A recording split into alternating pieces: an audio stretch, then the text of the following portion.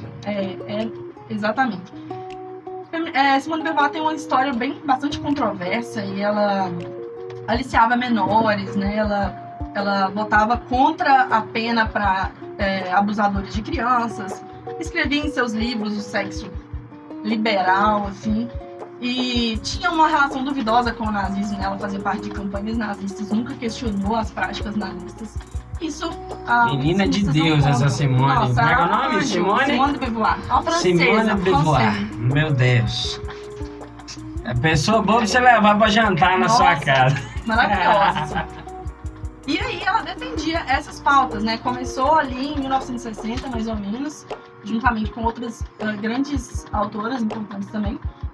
E aí a gente tem também uma terceira onda que fala já vem falando sobre a ideologia de gênero, né? Algo que a Simone já defendia, né? Que é a mulher como uma construção social. Então, eu e você, né, André, nós... todas as minhas preferências femininas, minhas inclinações femininas, basicamente são fruto de uma construção cultural, né? A minha educação, a forma como eu fui socializada. Então, se nós dois fôssemos criados da mesma forma, com as mesmas roupas, na mesma escola, com a mesma educação, na mesma cultura, a gente não teria esses gostos pessoais, né? Que a biologia diz que a gente tem. Porque eu, sendo mulher, você concorda comigo que eu tenho inclinações naturais, né? Para certas preferências, né? Você também, como homem. Então, eles vêm questionar isso. E é algo que meu lado feminino é lésbica, gente. Graças a Deus. A palhaçada. Amém. E aí, eles vêm questionar isso. E a gente tem nomes importantes, né? De autores que escreveram livros que norteiam a terceira onda do movimento feminista, que são, por exemplo, Judith Butler, Bell Hooks, Monique Wittig. São feministas até recentes, né? Quebrando aquela falácia de que muitas feministas dizem que, não, aquelas feministas que defendiam a revolução sexual era antiga, né? Que tinha ideias revolucionárias, não era antiga. Eu não concordo com isso. Isso é muito do passado. Nós temos feministas atuais que concordam com isso porque elas sabem o que é o feminismo, né? Elas não negam o que é. E elas desenvolveram a teoria do feminismo.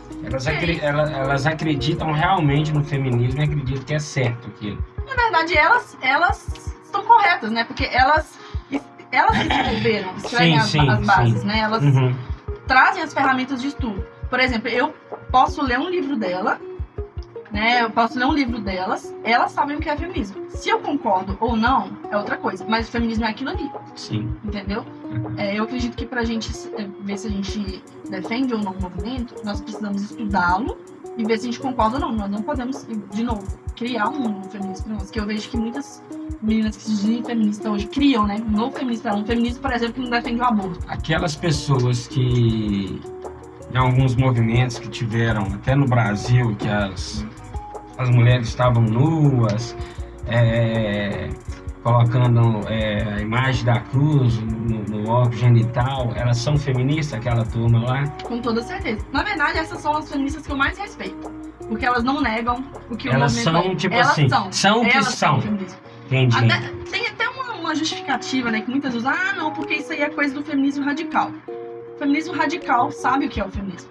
E essas vertentes, né, hoje em dia existe muita vertente do movimento feminista, né, feminismo cristão, anarcofeminismo, feminismo liberal, vegano, um monte de vertente. Só que todas elas possuem uma origem comum, que é isso que eu falei, a revolução sexual, a destruição do patriarcado opressor, a destruição da família. E essas vertentes, para as próprias feministas autoras, que têm autoridade no assunto, essas vertentes não contribuem para o entendimento do que o feminismo é. Só desviam a ideia do objetivo principal. Então, baseado no que você está falando, um exemplo, uma feminista ela não pode casar se for seguir a risca. Exatamente. Né? Ela não pode constituir uma família, ter filho, ter marido. Sim, porque as próprias autoras feministas disseram que a família ela deve ser destruída, né? A essência feminina de ter um instinto materno, o casamento eram todos instrumentos de opressão. Para essas mulheres eram instrumentos de opressão. Então, a Simone de Beauvoir fala, tem uma frase dela do livro que se chama O Segundo Sexo, que fala assim, enquanto o mito, a família, o mito da maternidade, o casamento não forem destruídos completamente, as mulheres não estarão livres da opressão. Em toda uma questão. A Essa Element Firestone vem falar também que a família deve ser destruída não só em níveis morais, mas também níveis estruturais, algo assim, né? Então, todas vêm falar, quer dizer, todas, né? Porque nos livros feministas, todas têm essa origem em comum, né? Que é essa destruição da família. Então, uma feminista, por exemplo, que não é a favor do aborto, ela não pode ser considerada feminista para as próprias mães do feminismo. Vamos dizer assim. Por exemplo, a Bell Hooks, no livro dela, ela fala que uma feminista... Engraçado que o nome do livro dela é O Feminismo é para Todo Mundo. Ou seja, inclusive para os homens. Não, olha o título do livro dela, O Feminismo é para Todo Mundo. Mas aí, no livro dela, ela vem falar que se você não é feminista, se você é feminista e discorda do aborto, você não pode fazer parte do movimento, porque o aborto é uma falta da liberdade reprodutiva da mulher. Então não tem como você ser feminista e se dizer contra o aborto. Então, basicamente é isso.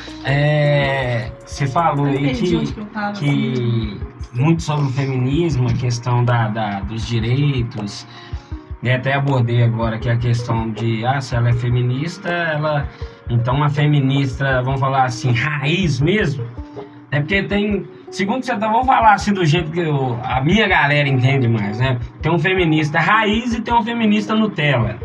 As Nutelinhas aí que acha que é feminista, mas nem sabe o que tá defendendo. Eu diria isso, que tem gente que sabe que é um feminista, tem gente que acha que inventou. Que acha que é legal, né?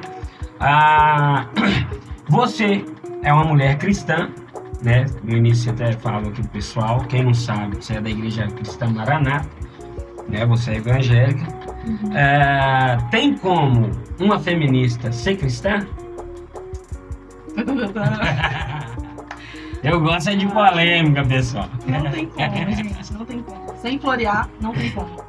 Feminista cristã é bola quadrada. É mesmo? Não tem como. A bola No dia que o professor Girafales chegar com a bola quadrada do Kiko, a feminista pode ser cristã. Eu falo porque ou uma feminista que se diz cristã, ou ela é uma feminista que não entende de Bíblia, ou ela é uma cristã que não sabe o que é o movimento feminista. Não tem como você saber o que é o cristianismo, o que a Bíblia diz, e você saber o que é o feminismo e você defender os dois. São coisas opostas, excludentes. Por exemplo, uma das pautas do feminismo é a questão do aborto.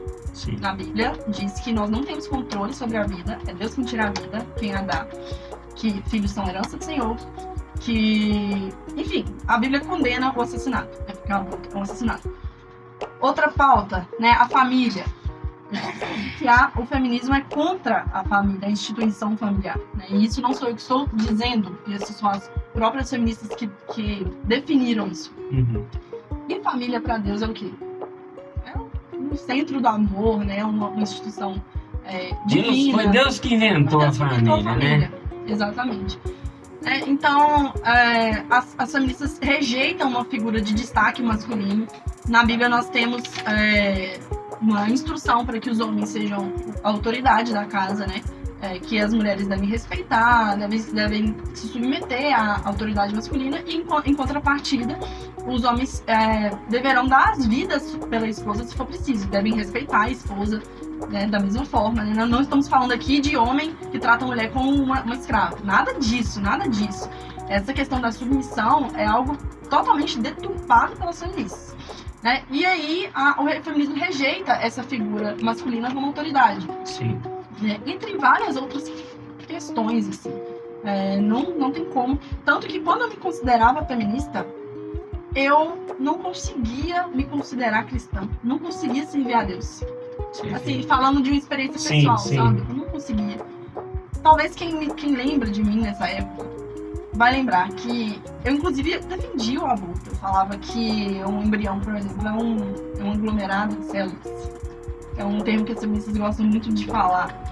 Né? Então, eu ia totalmente contra aquilo que a Bíblia diz. Né? Então, na minha visão, não tem como ser os dois. Nossa, sai tá vindo, hein? Eita. Isso aí, Fael, açaí na rede, o melhor do mundo. Você acredita que existem muitas mulheres? Acredita, né? Você acabou de falar. Que existem muitas mulheres que acreditam que são feministas, mas nem sabem o que é realmente o feminismo. Isso está crescendo? Sim, só voltando na questão do cristianismo e do feminismo. Sim, pode falar. É muito polêmico, as pessoas acham, nossa, ela tá muito é tudo seu. Então, no próprio livro da Bell Hooks, gente, é porque eu acabei de citar uma vivência pessoal, né? Que eu não conseguia me considerar feminista e cristã ao mesmo tempo. Mas no próprio livro da Bell Hooks, que muitas feministas conhecem, inclusive, que se chama O Feminismo é pra Todo Mundo, é o principal livro dela, ela fala sobre essa espiritualidade feminina. Então, ela diz que é necessário instaurar uma figura de Deus feminino, não masculino. A gente sabe que Jesus veio à Terra como homem. Então ela dizia que a gente tinha que quebrar destruir essa ideia. Então na cabeça dela, Jesus tinha que ser uma menina. Isso, tem que criar um Deus feminino. Então isso já mostra tudo que vai contra, né? Eu conheci um maluco, vou contar uma historinha aqui, até pra você tomar água, né? Pra você ficar de boa. Eu conheci um maluco, ele é gay, né? E ele é filho de pastor. Aí quando eu conheci ele era cliente numa lanchonete que eu tinha na época. Herbert Bicário, um abraço, meu amigo. Tamo junto. E ele me contou, eu falei com ele assim, cara, você é filho de pastor, você nasceu no evangelho. O pai dele é pastor da Assembleia de Deus. Gente, nada contra os gays, né? Total respeito, né? A cada pessoa que ela faz a vida dela, mas só tô relatando uma história aqui.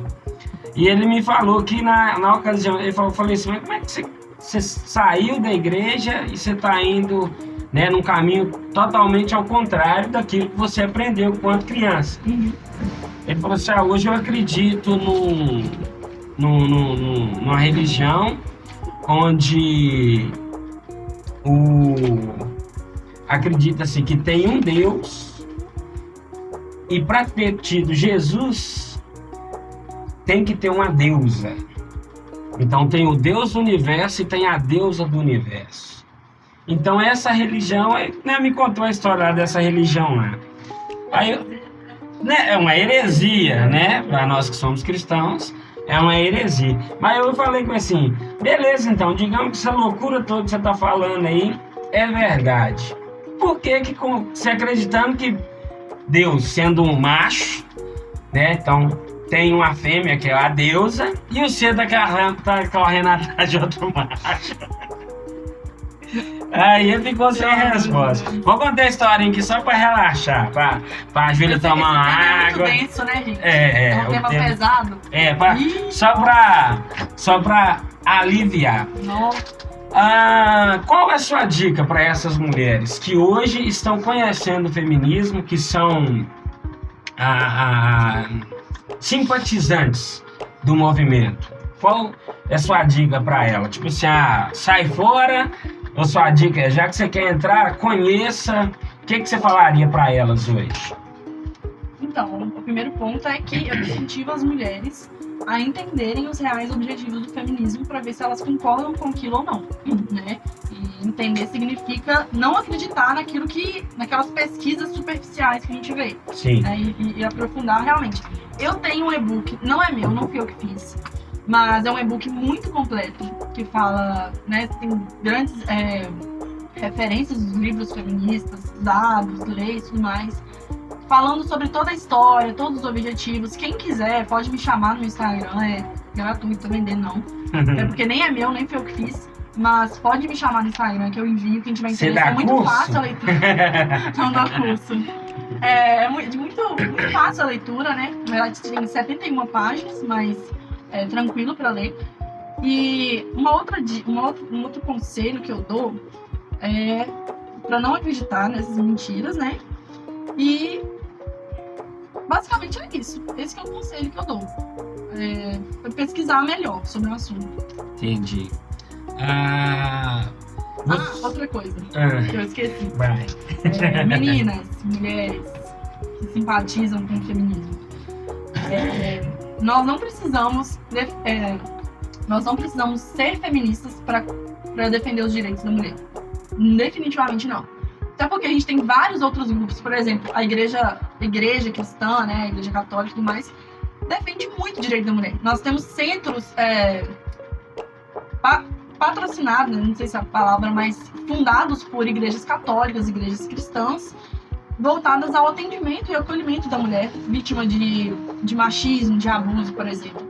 Então, não é até uma pauta legítima do movimento feminista, né? O dizer que luta pelo direito da mulher. Tudo bem, só que não precisa ser feminista para você lutar pelo direito da mulher.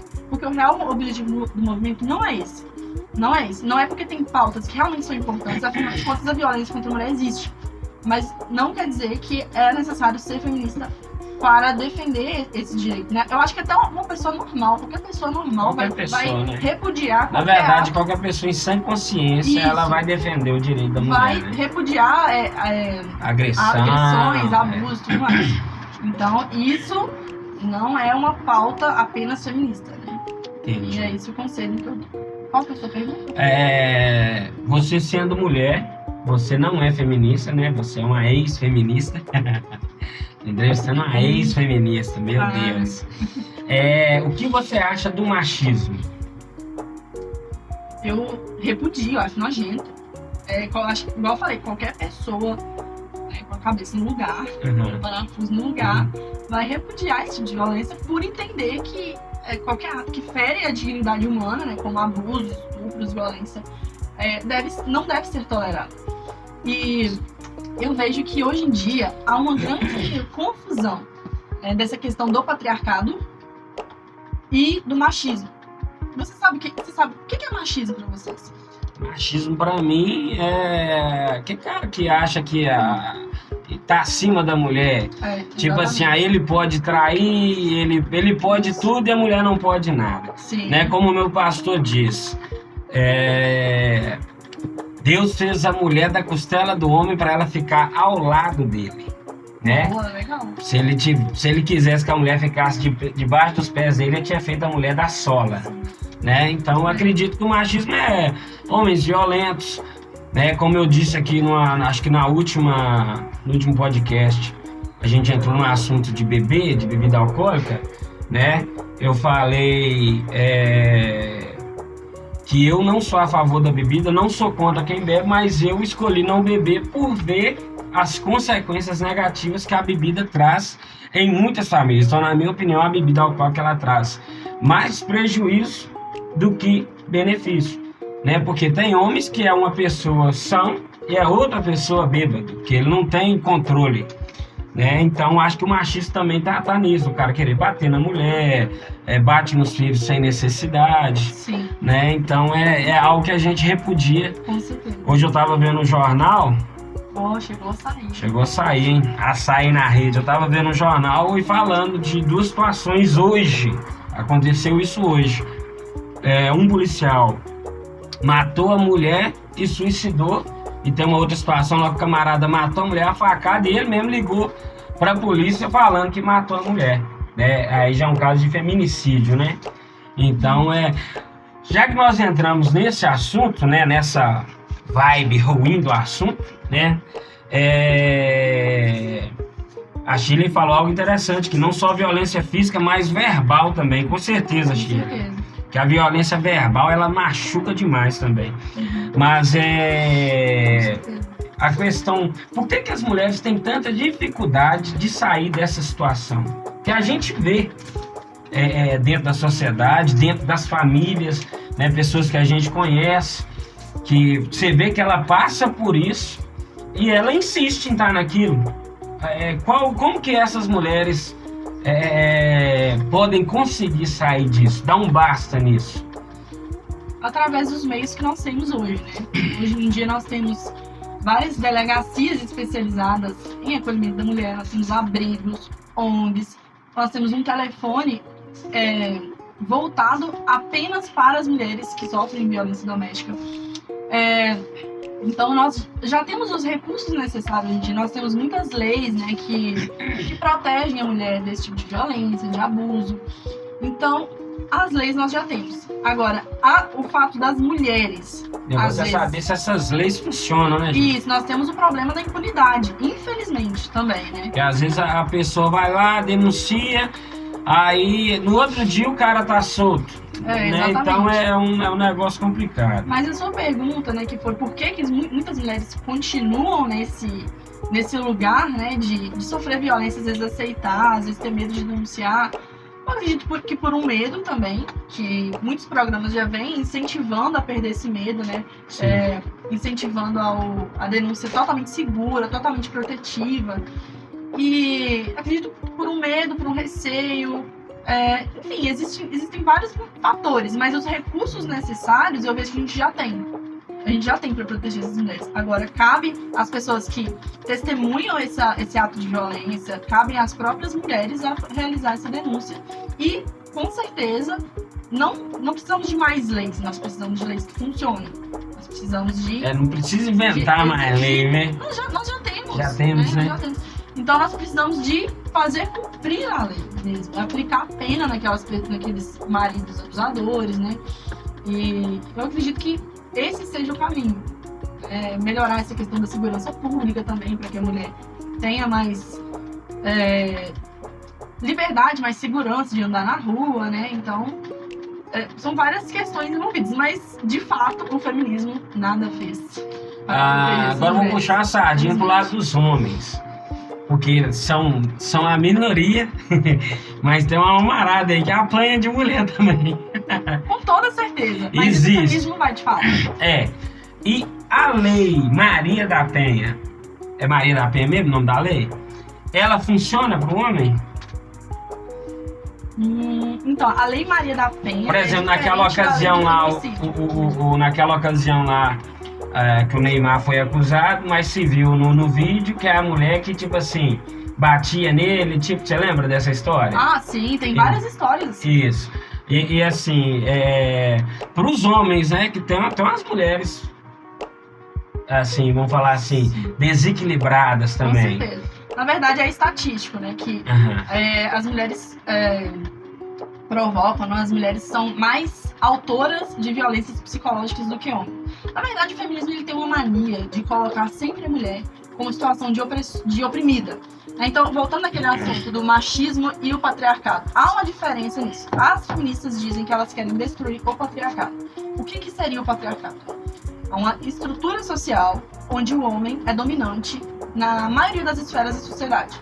Então, onde o homem domina na esfera política, na esfera econômica, na esfera social, na esfera familiar, onde o homem tem essa liderança. Muito se confunde o patriarcado com machismo. O patriarcado não necessariamente ele é machista, né? Porque o fato de o homem liderar, se for com responsabilidade, se for de maneira bem feita, Jordan Peterson, né, que é um psicólogo, um escritor maravilhoso, que eu amo demais ouvir as coisas dele, ele fala que o patriarcado incentiva os homens a ter responsabilidades, muitas responsabilidades, fazê-las bem para manter essa liderança e manter os benefícios que elas têm. Mas essa liderança não é prejudicial, inclusive é benéfica para nós mulheres. Essa liderança que faz os homens educarem os filhos, os homens protegerem a esposa, servirem a pátria, protegerem os mais vulneráveis. Então é uma liderança boa, diferente do machismo. O patriarcado, por exemplo, fala que se você engravida uma mulher, você deve assume essa sua responsabilidade pelos seus atos. O machismo não. Na minha visão, um homem que engravida uma mulher e sai fora daquilo é um cara muito machista. Que não assume. A síndrome do Peter Pan, não quer assumir responsabilidade, quer ser criança sempre. Quer ser criança sempre, exatamente. Entendi. Então há essa diferença. Ou seja, para as feministas, o patriarcado é sempre opressor. Sendo que não.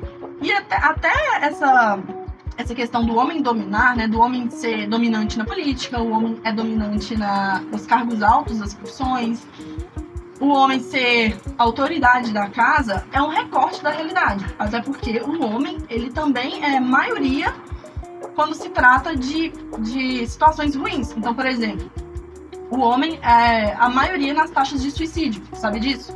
Sim, já ouvi falar. O homem é maioria nos presídios. O homem é minoria nas universidades.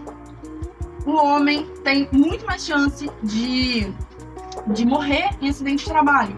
O homem é o que mais sofre com o homicídio.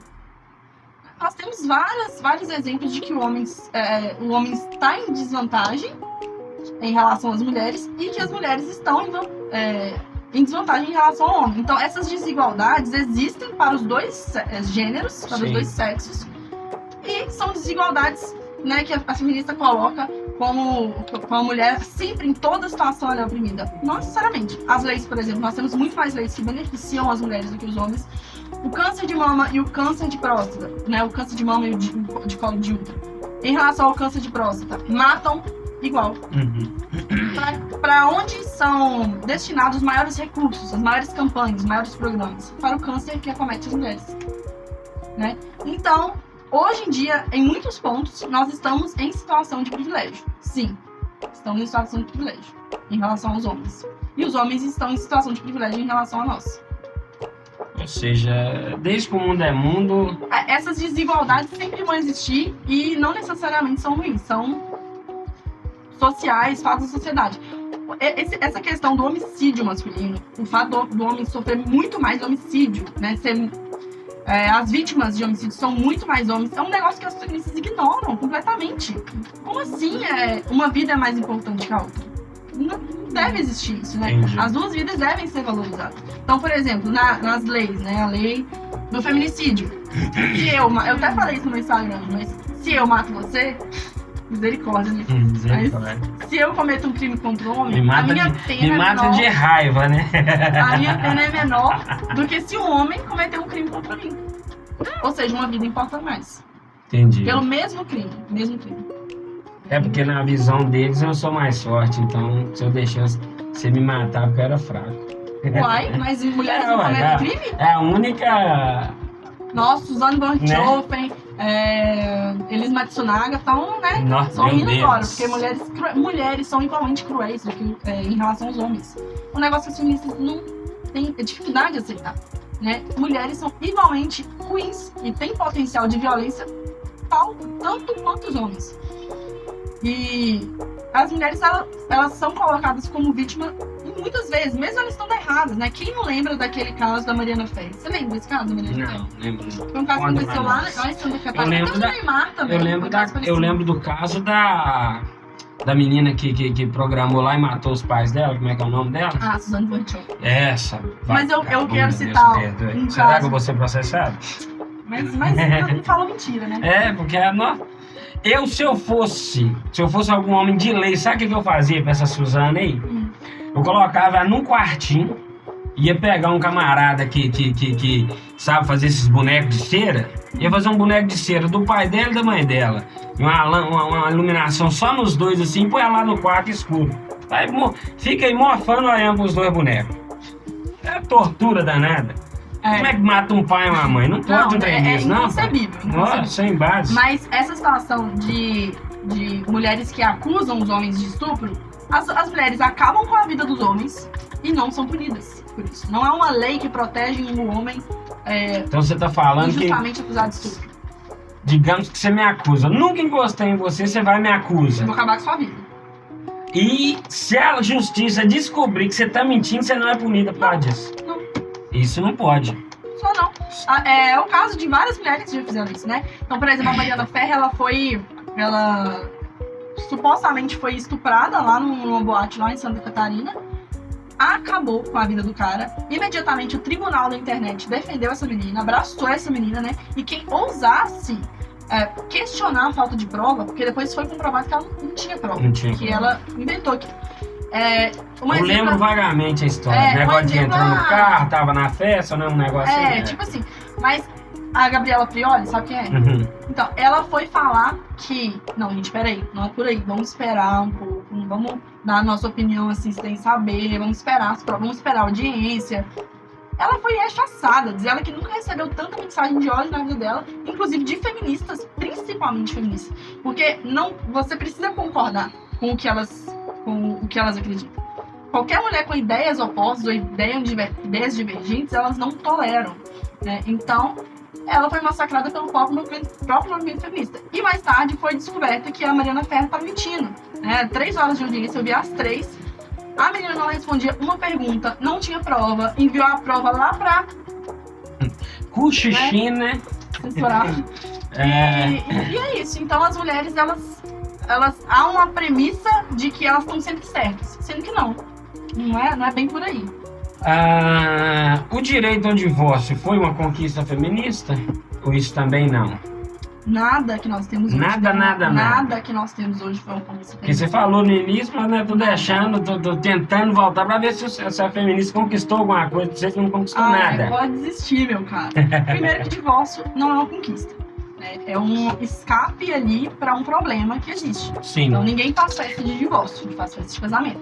Ninguém entra em um casamento já pensando em divorciar. Não, o divórcio, em muitos casos, ele é necessário, né? Claro que existem casamentos onde há abusos, né? Traição, essas coisas.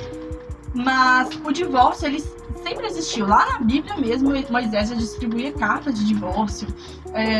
Na Roma Antiga também tinha a possibilidade de se divorciar. Cleudimar Lopes é seu pai? Meu pai. Fala, Cleudimar, meu chegado!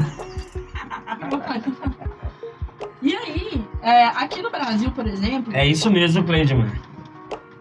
O divórcio era uma solicitação tanto feminina quanto masculina. Porque os homens, eles tinham que prover aquela mulher, mesmo depois de separada, havia a possibilidade de se separar de corpos, mas o divórcio oficialmente não. E com o divórcio, com o pedido da liberação do divórcio, tanto os homens quanto as mulheres seriam beneficiados, né? Sim. Então o homem não seria mais responsável pelo sustento daquela mulher, mesmo após o divórcio, que era algo que acontecia. E aí, foram vários homens que pediram o direito ao divórcio, né? Não foi uma conquista feminista. O que as feministas fizeram foi banalizar o divórcio, até chegar ao ponto que nós estamos hoje, né? Que o casamento, ele é algo totalmente banalizado. A gente vê aí os famosos. Os famosos, eles casam e descasam. Eles casam assim, como troca de roupa. Meu Deus. Então, essa banalização, elas colocam o divórcio como sendo algo bom, né? Quando na verdade o divórcio, elas não contam, né, os traumas que vêm do divórcio, as consequências do divórcio, tanto para os filhos, tanto para os pais. Mas eu não estou não estou julgando os motivos que as pessoas se divorciam, até porque há casos que são necessários, mas as feministas não contam das consequências, incentivam o divórcio assim, qualquer coisa é motivo para divorciar.